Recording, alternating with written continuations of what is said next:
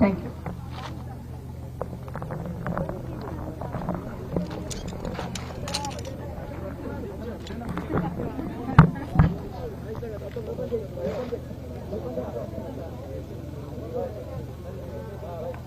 జై తెలంగాణ, జై తెలంగాణ, జై తెలంగాణ, గుర్తుకే గుర్తుకే నాయకత్వం, నాయకత్వం.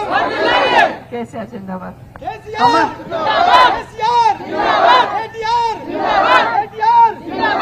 పెద్ద కొందిని కొంచెం మైకట్టదు ఆడికి పోతుంది అసెంబ్లీలో. అసెంబ్లీ దిగురాము మెల్లగా దిగు తిన్న తీసుకో. కాదు సెక్రటరీకి వినిపిస్తుంది ఇప్పుడు. నేను ఉలికి పడతాడేమో. అమ్మ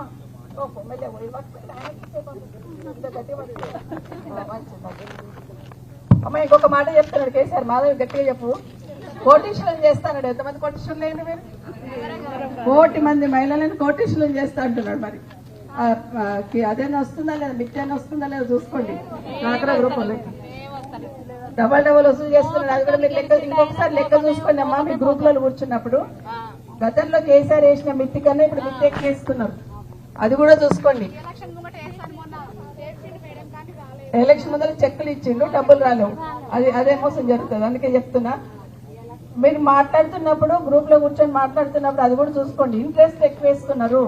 పోయినసారికి ఇప్పటికి ఇంట్రెస్ట్ ఎందుకు ఎక్కువ వేస్తుందని కూడా గట్టిగా చూసుకోండి. ఇవన్నీ చక్కగా రావాలంటే మళ్ళీ కేసీఆర్ రావాలి. మీకు అందరికి మరొకసారి దండం పెట్టి చెప్తున్నా, అందరు కూడా కారు గుర్తుకు ఖచ్చితంగా ఓటు వేయండి, వేపియండి, గెలిపియండి. జై తెలంగాణ. ఈ యొక్క కార్యక్రమానికి విచ్చేసినటువంటి ప్రతి ఒక్కరు కూడా పేరు పేరున ధన్యవాదాలు. మరొకసారి మేము మీ అందరికీ కూడా విన్నవించేది ఏంటంటే, కారు గుర్తుపైన ఓటేసి అత్యధిక మెజార్టీతో ప్రశాంత్ గెలిపించాలని కోరుతున్నాం.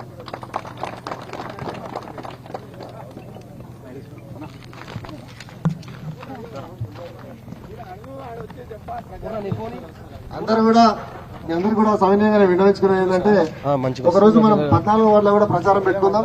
ఇదే విధంగా మీరు అందరూ తరలి వచ్చి నాకు మద్దతు ఇవ్వాలని మనస్ఫూర్తిగా కోరుతున్నాం.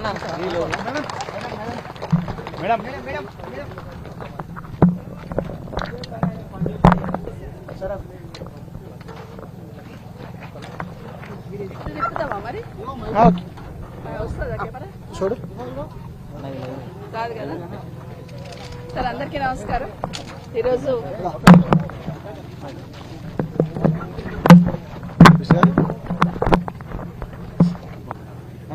ప్రశాంత్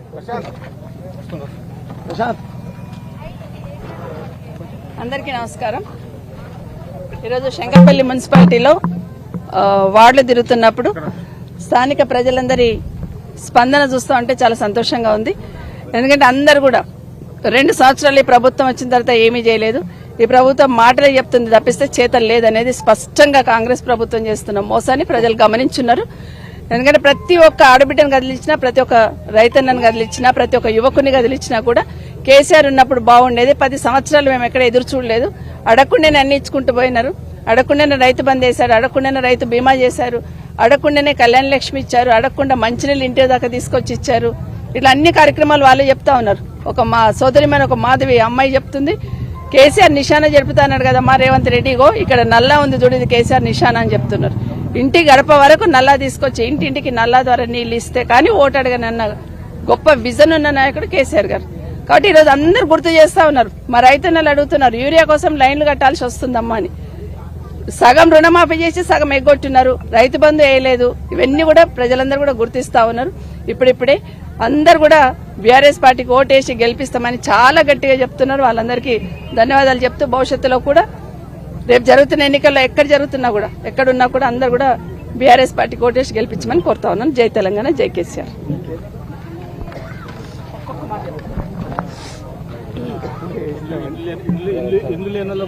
అరే చెప్పడం మర్చిపోయినా, మైక్ లో చెప్తా, మళ్ళీ చెప్తా. ఏ వివరాలు ఊరికే మాటలు. ప్రజలందరూ కూడా అదే కోరడం జరిగింది. 2 సంవత్సరాల నుండి ఇస్తామని ఊరిస్తున్న ఎన్నో పథకాలు కూడా ఈ రోజు పక్క పెట్టి కేసీఆర్ తిట్టుకుంటూ తిరుగుతున్నాడు ముఖ్యమంత్రి గారు. నిజంగానే ఆ పథకాలు అమలు కావాలంటే ఈరోజు 2,000 ఇస్తాన 2,000 ఉన్న పెన్షన్ 4,000 చేస్తాడు, పత్తాకు లేడు. ఈరోజు కళ్యాణ లక్ష్మితో పాటు తులం బంగారం ఇస్తామన్నాడు, పత్తాకు లేదు. ఈరోజు కొత్తగా పెన్షన్స్ ఇస్తామన్నాడు, పత్తాకు లేదు. ఇవన్నీ కూడా వాళ్ళే గుర్తు చేసుకుంటే ఈరోజు చెప్తున్నారు. ఇప్పటికి ఇవ్వలేదు. 2 లక్షల రుణమాఫీ అని సగం మందిని ఎగ్గొట్టేసినాడు. ఇప్పటికే రైతు బంధు 2 సార్లు ఎగ్గొట్టినాడు, ఇప్పుడు 3వ కూడా పడలేదు. ఇవన్నీ కూడా ప్రజలు గమనిస్తా ఉన్నారు. ఎక్కడ పోయినా కూడా అగమ్మ గోచరంగా పాలన ఉంది. పాలన గాలికి వదిలేసి తిరుగుతున్నారు అనేది స్పష్టంగా అర్థమైపోయింది ప్రజలకు. కేసీఆర్ ను తిట్టుకుంటూ పాలన గాలికి వదిలేసి స్కామ్లకు తెరలేపి వాళ్ళకు వాళ్ళు సర్దుకుంటూ పోతున్నారు తప్పిస్తే ప్రజలకు ఏం చేయట్లేదని స్పష్టంగా అర్థమైంది. అందరు కూడా విజ్ఞప్తి చేస్తా ఉన్నా, ఈ ఎన్నికల్లో బీఆర్ఎస్ పార్టీ కోటేసి కాంగ్రెస్ పార్టీకి చెంపదెబ్బగా తీర్పు ఇవ్వాలని కోరుతా ఉన్నాను. Thank you.